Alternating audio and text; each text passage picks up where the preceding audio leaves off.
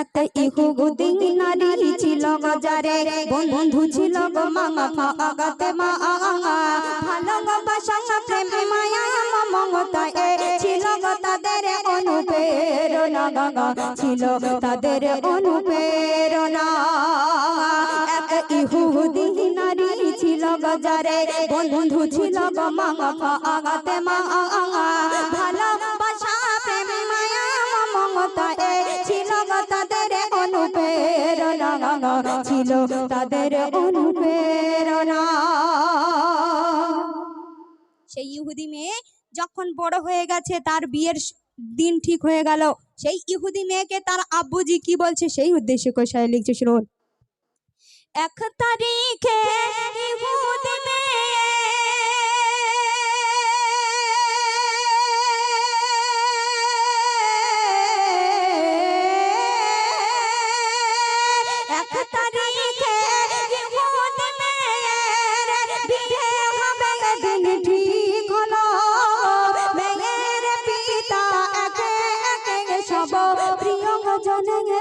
দাওয়াত দিল গো, প্রিয়জনেদের দাওয়াত দিল, মেয়ে বগলে দাওয়াত দিয়েছো, আমার বান্ধবী ফাগাতে মা, না এলে সে আমার বাড়িতে বিয়ে আমি করব না, বিয়ে আমি করব না।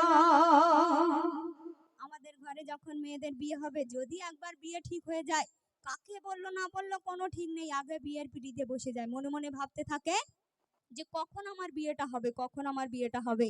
তো কিন্তু মা ফাতেমা এবং ইহুদি নারীর কেমন বন্ধুত্ব ছিল, যখন বিয়ে ঠিক হয়ে গেল, ওই ইহুদি সমস্ত লোকের যখন দাওয়াত দিতে শুরু করে দিল, ওই ইহুদি নারী তার আব্বুর কাছে বলছে, আব্বু তুমি যদি আমার বান্ধবী ফাতেমাকে না দাওয়াত করো, তাহলে এ বিয়ে আমি কখনো করব না। তার আব্বুজি কত ফন্দি করছে সেই উদ্দেশ্য করে সে লিখছে, শুনুন। আসবে বড় বড় রাজা বাদশাহ,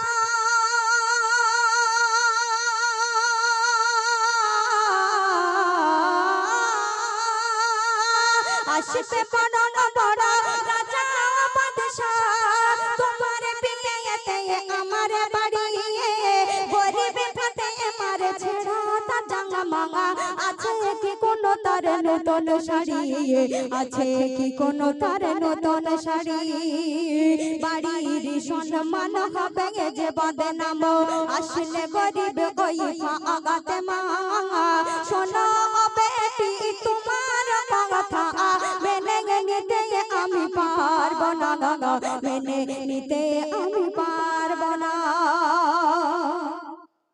ওই ইহুদি তার মেয়েকে বলছে, যদি ওই গরিব ফাতেমা তোমার আমার বাড়িতে আসে, আমাদের বাড়ি অনেক রাজা বাদশারা আসবে, অনেক বড় লোক তারা আসবে, আর ওই গরিব ফাতেমা একটা ছেঁড়া জামা পরে যখন আমাদের বাড়িতে তোমার বিয়েতে আসবে, আমাদের মান সম্মান থাকবে।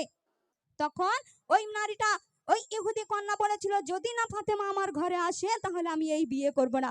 ওই ইহুদি একটা ফোন দিয়ে আনলো আর তার মেয়েকে বলল, ঠিক আছে তুমি ফাতেমাকে দাওয়াত করে দিয়েছো, সে যদি নতুন পোশাক পরে তাহলে সে তোমার বিয়েতে আসবে, নইলে তাকে আসতে হবে না।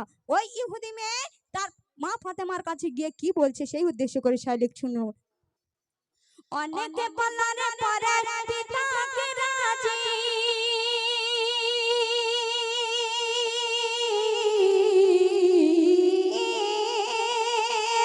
অনেকে বলার পরে পিতাকে রাজি, পরে নিল ইহুদি মেয়ে, পিতা বলে বেশ তবে যেন সে আসে দামি পোশাকায়ে দিয়ে, আসে দামি পোশাকায়ে দিয়ে, গরিব বলে আজ মা ফাতেমা হয় গো কত গো ওইলা আগাঞ্চনা, আরে সকল নারীদের ভাবে যে সরদারে, তাকে তো তোমরা চিনলে না, তাকে তো তোমরা চিনলে না। মা ফাতেমার বন্ধু, মা ফাতেমার সঙ্গে থাকতে থাকতে তিনি কেমন আল্লাহ ভক্ত হয়ে গিয়েছিল। মা ফাতেমার কাছে গিয়ে বলছে, ফাতেমা আমার তো বিয়ের দিন ঠিক হয়ে গেল, আর আমার আব্বাজি শর্ত দিয়েছে, তোমরা গরিব বলে তো আমার দাওয়াত করতে বারণ করেছিল, আমি যখন অনেক বায়না ধরলাম, আমার আব্বুজি একটা শর্ত দিয়েছে, তুমি যদি নতুন পোশাক পরে আমার বিয়েতে আসতে পারো তাহলে তবে তোমার দাওয়াত দিতে বললো। ওই ইহুদি মেয়ে আল্লাহকে কতটা ভরসা করতো, মা ফাতেমাকে বলছে, ফাতেমা তুমি এই দুনিয়ার বুকে যদি কাউকে সব থেকে বেশি ভালোবেসে থাকতে, কারোর সঙ্গে যদি প্রেম করতে, তাহলে তোমার আল্লাহর সঙ্গে তুমি ভালোবাসা করতে আর প্রেম করতে। তুমি তোমার আল্লাহকে বলো না, তুমি তো সব সময় বলো যে আল্লাহ পাকের কাছে কিছু চাইলে মন একিন করে যদি কিছু চাই আল্লাহ পাক কখনো ফেরায় না, তাহলে তুমি তোমার আল্লাহকে বলো না একটা নতুন পোশাক দিয়ে দিলে তুমি সেই পোশাকটা পরে আমার বিয়েতে আসবে। মা ফাতেমা দুহাত তুলে আল্লাহ পাকের কাছে ফরিয়াদ করতে করতে, নামাজ শেষ করতে করতে, আল্লাহ রসুল দো জাহানের বাদশা এবং জিবরিল আমিন এসে মা ফাতেমার বাড়ি কি বলছে সেই উদ্দেশ্য করে শায়রি লিখছে, শুনুন। খোদার মহিমা কেউ তো বোঝে না,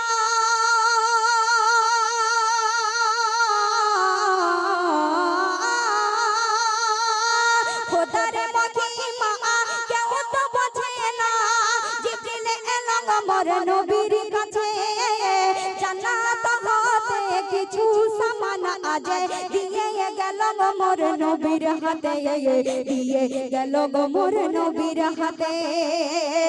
ফাতেমার বাড়ি গিয়ে মোর নবী বলছে, শোনো গো ফাতেমা, খোদার উপহার তোমার তগরে কবুল করো এ নাজেরানা, কবুল করো এ নাজেরানা। আল্লাহ রসুল মা ফাতেমার কাছে গিয়ে যখন ওই পোশাকটা দিয়ে দিল, ওই পোশাক এত সুন্দর ছিল, এত সুগন্ধি ছিল, মা ফাতেমা গায়ে দিয়ে যখন ওই ইহুদি কন্যার বাড়িতে বিয়েতে যাচ্ছে, সমস্ত রাজা বাদশারা মা ফাতেমার দিকে তাকিয়ে আছে। আর সমস্ত একটা জিনিস শুনবেন, যে এই মেয়েদের যত দামি দামি পোশাক দাও না কেন, আলমারি যদি ভর্তি থাকে, তবু রাস্তা দিয়ে যদি একটা মেয়ে নতুন পোশাক পরে যায় তার দিকে একবার ঘুরে দেখবে আর মনে মনে ভাববে আমি এই পোশাকটাই কিনবো। সেই হয়েছিল ওই জাহেলিয়াত যুগে। তখন ইহুদি মেয়েরা মা ফাতেমাকে নিয়ে কি বলছে, আর সবাই মিলে মা ফাতেমাকে ঘিরে নিয়ে বলছে, তুমি কোথা থেকে এই পোশাক কিনেছো আর কত দাম নিয়েছে, এই দোকানটা কোথায় রয়েছে আর কে দিয়ে যায়।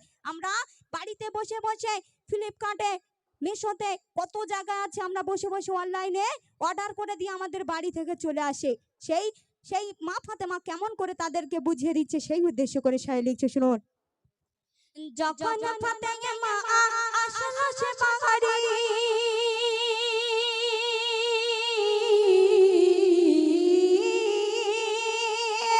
যখন ফাতেমা আসলো সে বাড়ি, চমকে ওঠে যত রাজা বাদশা, আরে দেখি অপরূপ পোশাক ফাতেমারে, হারিয়ে গেল সব মুখের ভাষা, হারিয়ে গেল সব মুখের ভাষা, সুভাষ ভরপুর দূর বহু দূরে, ইশকের গন্ধে দিওয়ানা, কোথায় রাজা কোথায় বাদশা, করে ফাতেমাকে পেখানা, করে ফাতেমাকে পেখানা।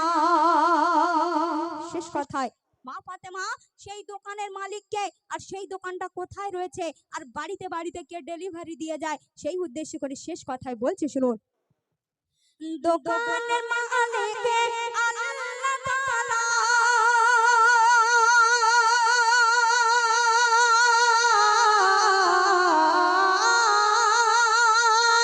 দোকানের মালিককে আল্লাহ তাআলা, আরে পৌঁছায় দারে দারে জিবরিল আমিন, আর সেই দোকানের সুপাগত, ইহদিনা সিরাতাল মুস্তাকিম, ইহদিনা সিরাতাল মুস্তাকিম। শোনো ইমরান ফাতেমার বয়ানে, শোনো ইমরান ফাতেমার বয়ানে, অশ্রু ঝরে গেছে চোখের পানা, আরে একে একে সব ফাতেমার হাতে পড়ে নিল গজে কলেমা, পড়ে নিল গজে কলেমা। একা ইহুদি নারী ছিল যারে, বন্ধু ছিল মা ফাতেমা, আরে ভালোবাসা প্রেম মায়া মমতা ছিল তাদের অনুপ্রেরণা, ছিল ছিল তাদের অনুপ্রেরণা ছিল তাদের